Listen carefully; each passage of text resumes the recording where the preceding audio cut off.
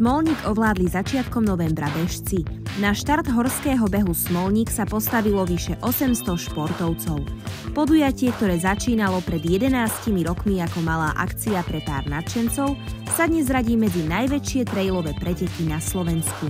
Chodím všetko, čo je blízko, takže tretí ročník po sebe a dúfam, že ďalšie roky budú pokračovať. Mám odbehnutú 11 aj 33 a dneska som zvolila Nordic Walking.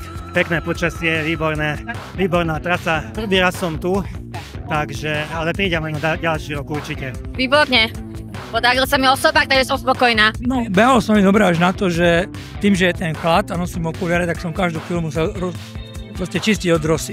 Ale behám to pre zdravie, nie pre víťazstvo. Úplne fantasticky. Určite by som mal čas okolo hodiny, ale chcel som podporiť horších bežcov, tak stále som čakal na posledných, motivoval som, trošku som s nimi pokecal a prišiel som v čase 2 hodiny, ale beh výborný, akcia vynikajúca. Kým sa bežci tešia na nové športové zážitky, v Smolníku prebiehajú prípravy už niekoľko mesiacov vopred.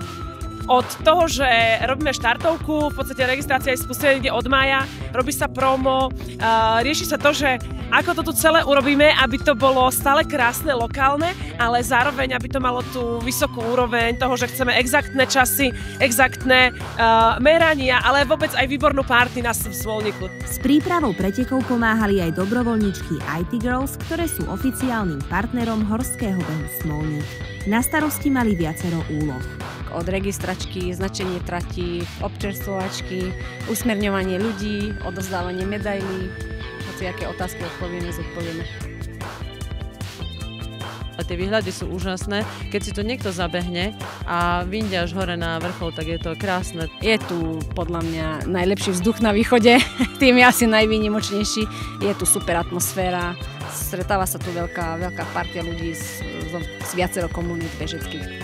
Bežci si mohli vybrať medzi krátkou 11-kilometrovou traťou cez Štolské kúpele, dlhou 33-kilometrovou traťou po vrcholoch Volovských vrchov, detskými behmi či tohtoročnou novinkou ultratraťou s 50-kilometrovou dĺžkou na chatu Volovec a späť.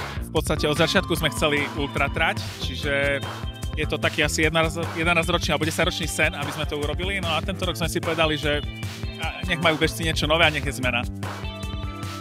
Po náročných kilometroch dorazili do cieľa najrýchlejší bežci, ktorí potvrdili, že smolnícke trate vedia potrápiť, ale aj odmeniť skvelým výsledkom.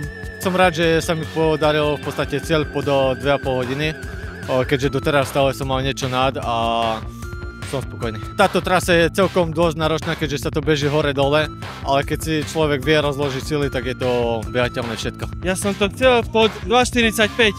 Po minulý rok som bol som 6.